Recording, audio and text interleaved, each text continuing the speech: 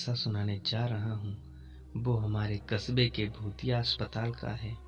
सारे कस्बे के लोग इस अस्पताल को भूतिया अस्पताल कहते हैं। इस अस्पताल का असली नाम विक्टोरिया अस्पताल है। इस अस्पताल को आज से करीबन 100 साल पहले अंग्रेजों ने बनवाया था। उस अस्पताल के सामने एक कब्रिस्तान है।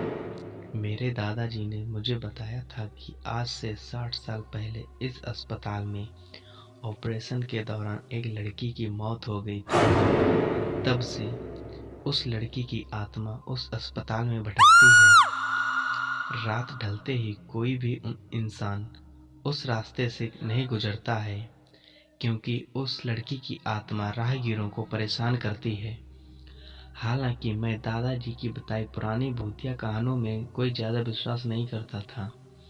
एक रात मैं अपने 2 दोस्तों अंकित और राजू के साथ रात को बाइक पर घूम रहा था। तभी मेरे एक दोस्त ने मुझसे विक्टोरिया अस्पताल वाले रास्ते से चलने को कहा।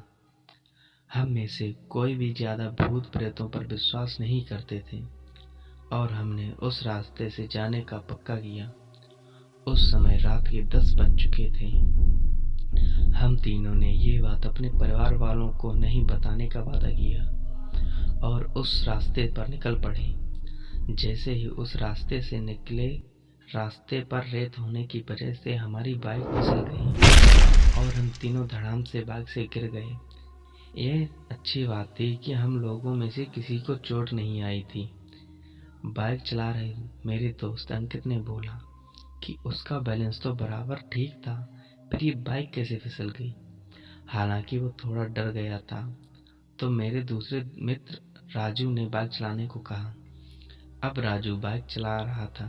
हम 1 किलोमीटर ही चले थे कि अचानक हमारी गाड़ी का टायर पंचर हो गया और गाड़ी की स्पीड तेज होने की वजह से गाड़ी इस बार पिछली बार से भी दूर तक फिसलती गई। इस बार हमें कोहनियों और घुटनों पर थोड़ी चोटें आई। अंकित फिर से बोला कि इस जगह में जरूर कोई गड़बड़ है, हम लोग वापस उल्टे चलते हैं। लेकिन मैंने और राजू ने उसकी बात नहीं मानी और बाइक उठाकर पैदल चलना शुरू कर दिया। हम थोड़ी ही दूर चले थे कि अचानक किसी लड़की के चीखने की आवाज़ सुनाई दी। यह सुनकर हम रुक गए और अंकित बोला, यार तुम लोगों को चीखने की आवाज़ सुनाई दी क्या? हमने उसकी बातों को अनसुना कर कहा कि कोई जानवर की आवाज़ होगी। 5 मिनट चलने के बाद फिर वही चीख सुनाई दी। इस बार तो हम दोनों को भी थोड़ा डर लगने लगा। हम तीनों ने वापस चलने के बारे में सोचा, लेकिन हम रास्ते के बीच में आ गए थे। पीछे चलने में 3 किलोमीटर और आगे चलने में 2 किलोमीटर और बाकी थे। हम लोगों ने आगे जाने का सोचा। थोड़ा आगे चलते पर हमें बरगद के पेड़ के नीचे एक औरत दिखाई दी। इतनी रात को अकेली औरत को देखकर हमारे तो रोंगटे खड़े हो गए थे। हम लोगों ने पीछे मुड़ने का सोचा, तभी वो बूढ़ी औरत चिल्लाई, बेटा रुको, मुझे हाईवे तक का रास्ता बता दो।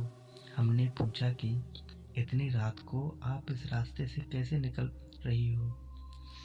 तो उस बुढ़िया ने कहा कि मैं तो पड़ोस के गांव की रहने वाली और मेरे पास पैसे नहीं हैं, इसलिए मैं पैदल ही निकल पड़ी। हाईवे के उस पार मेरा गांव है। हमने उस बुढ़िया की बात पर विश्वास कर लिया और आगे निकल पड़े। रास्ते में वो बुढ़िया हमसे सारी बातें पूछने लगी। बुढ़िया हम तीनों के पीछे चल रही थी। हम तीनों दोस्त अपनी बातें कर रहे थे। तभी राजू बोला, लो माँ जी, आपका रास्ता आ गया है। और वो जैसे ही पीछे मुड़ा तो वहाँ कोई नहीं था। हम तीनों की सट्टी बट्टी गुल हो गई। हम बाइक को धक्का मारते हुए जोर से भागने लगे। भागते भागते अंकित ठोकर खाकर गिर पड़ा और हमें जोर से चीखें सुनाई देने लगी। हमने भी बाइक को वहीं पटककर अंकित को साथ लेकर दौड़ने लगे और अस्पताल के पास कब्रिस्तान तक पहुंच गए। ये सब घटित होते 12 बज चुका था। हम पसीने से तरबतर हो गए थे और कब्रिस्तान पार कर एक मंदिर में रुक गए, क्योंकि अगर बिना बाइक के घर जाते तो घर पर मार पड़ती।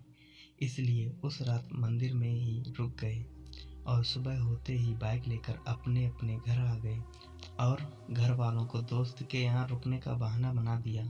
उस रात के बाद हम उस रास्ते से कभी नहीं गए। मुझे आज भी सपनों में भूतिया बुढ़िया और चीखें सुनाई देती हैं।